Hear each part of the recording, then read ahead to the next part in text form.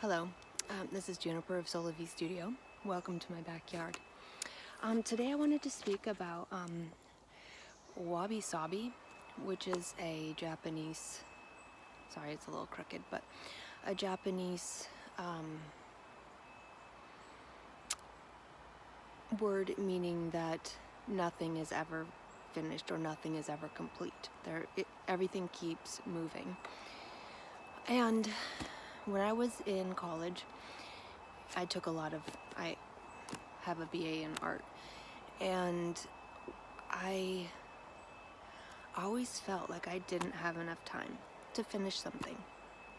So this was a painting that I did in summer quarter. I had 2 weeks to do this. It's in oil, which 2 weeks for an entire oil painting I have found really challenging because the amount of drying time that's required to set certain things, and even though, anyways, not going to go into that. So this assignment was to pick a painting. So this is the structure of the painting is View of Toledo by El Greco. He was a Spanish Renaissance painter. And then to combine a classic painting with a style of painting that you like. So I chose Georgia O'Keeffe as the style. There was one painting in particular that she did a landscape, not the flowers and trees and things. But yes, this has been damaged through the years and through many moves. And it's never actually been hung up on a wall. But so this is the style of Georgia O'Keeffe with her colors and her kind of color movement, and the View of Toledo as the base. So that was I think my third oil painting class, or second, I don't know, I can't remember at this point. Years later, I decided to start painting again because I did enjoy it, but what had held me back from the oil painting is the smell of the mineral spirits and this and that. It's really, if you're not in a well ventilated area, oof. The expense, oil paint is pretty expensive, and it's a shame to spend that much money on the paint if you have a cheap canvas. This canvas, sorry, I know it's a mess, but I built myself. There was a little miter saw in the shop, so I cut wood for the frame with the miter saw, cut these little pieces, had corner clamps, nailed it together, and then with this plier pull thing, stapled it down. And no, I did not trim up the corners nicely. But oh no, that's very pretty. Ooh. Hopefully that little branch isn't going to poke through right there.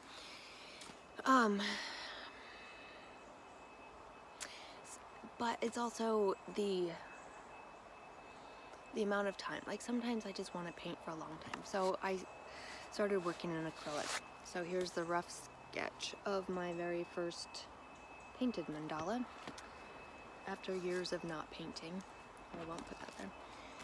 And there's my first painting that I had done in a long time.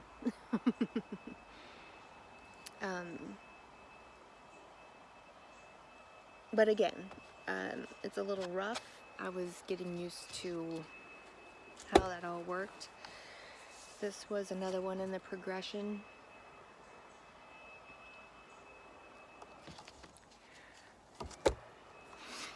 And it moved to something like this. This one is always so hard because it's very shiny for some reason.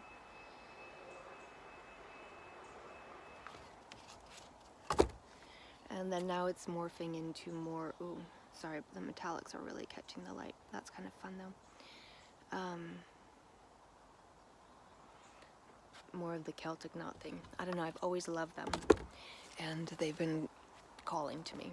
So I can look at any one of those paintings and be like, oh, well, you know, these bushes down here, or I could do more work in these clouds, or, you know, that kind of,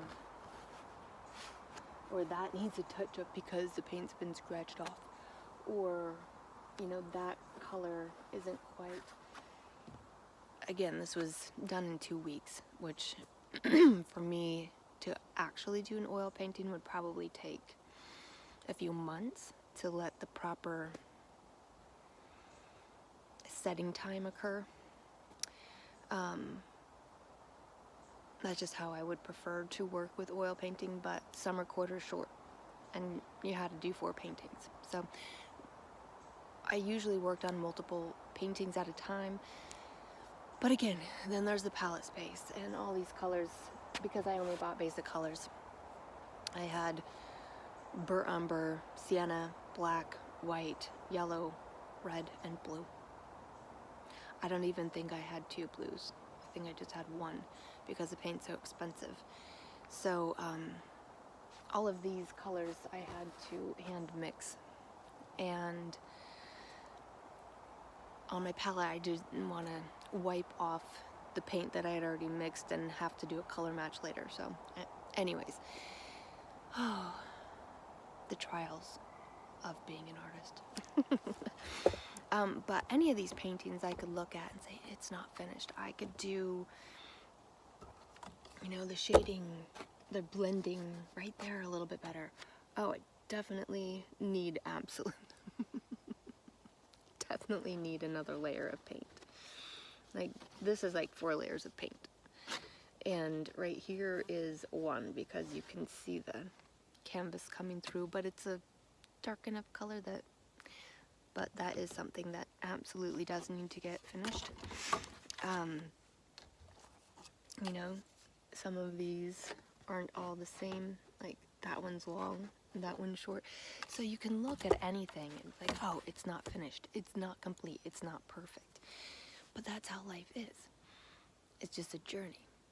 Nothing's ever finished. Even if I spend the next 30 years of my life painting mandalas or Celtic knots, there will always be something different that I hadn't done before. There will always be different colors.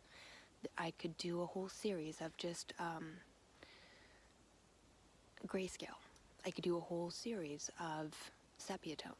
I could do a whole series of blues, etc., etc. And the play between the curved line, straight line, color, lack of color, or if you did sepia tones, just having one pop color, sort of a thing, like one. So it's all in different shades of brown, but you have some red or maroon in little portions. So there's always something new and different, no matter what. And even when I come to a stopping point, when I'm cleaning my palette to start something new, there's always that room of perfectionism. Oh, I can go back and do this. Oh, I can go back and do this. But I could probably spend the next 6 months painting on this one and getting it more perfected. Because my inner critic is always going to be like, oh, well, you know, that little window is not very defined, and that, you know, there's a jaggedy line, and I mean, there's always going to be that. And I think that's also what kind of holds me back, because as a person views this, it's easy to pick something apart, complain, oh, well, blah, blah, blah. It's really easy to be judgmental of your work and of other people's work. And, you know, going through the art critique for this, because on the due date of the painting you had to put up in front of the rest of the class what you had accomplished and give a little introduction and then get feedback. Some people were really helpful and constructive in giving feedback, and some people were very brutal about giving feedback. One of my painting instructors, an amazing person, but his comments were very blunt and I don't know, hard for me to take. And I experienced that too when we'd be having class to paint and he'd come around to see what we're doing, to check in, blah blah blah. And sometimes what he said I just found paralyzing. Like, oh, because he would always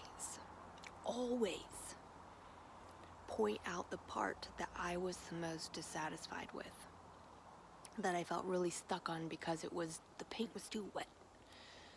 So I couldn't get it to do what I want. It just kept on like sponging up the details that I wanted to put in, or sponging, or just, he always pointed out the part that I liked the least. At this point in my life though, because I've had that kind of criticism, where you have to stand up and expose yourself in such a way that I strive to listen,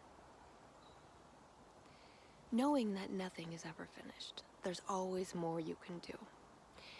But listen and take the parts that will be helpful to you and let the other parts go. Because nothing is ever completely finished. There's always something more you can do. I mean, even if you're sewing a garment of clothing, yeah, you can be in a wearable state, but you could always, add a little button here just to add something, or a little gather here, or maybe dart. Put a dart in so it's more form-fitting, or add some embroidery details, or add a little embellishment. There's always going to be something that you can add. Always going to be some alteration that you can make. Can always adjust the hemline depending on personal preference. So the editing process never ends, but sometimes you just have to step away. I've stepped away from, I haven't even looked at that painting in 6 or 7 years. It's just been in my garage.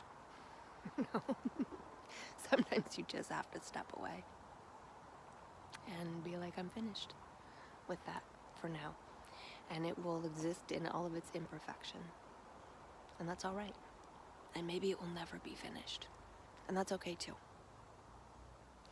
So in this journey of doing something for a long period of time, even the most experienced people, even Michelangelo, I'm sure he could look at his work and be like, oh, well, there's that little... Even though his paintings are incredibly famous to this day. I mean, how many people on a daily basis ooh and ah over the ceiling of the Sistine Chapel? But if you were to go in, I'm sure he could be like, oh, there's that little thing, So, be gentle and kind, and live in the understanding that nothing is ever complete. Nothing. Including yourself. There's always more that can be done, and a different way of approaching it. So hopefully this was found something. Blessings on your day.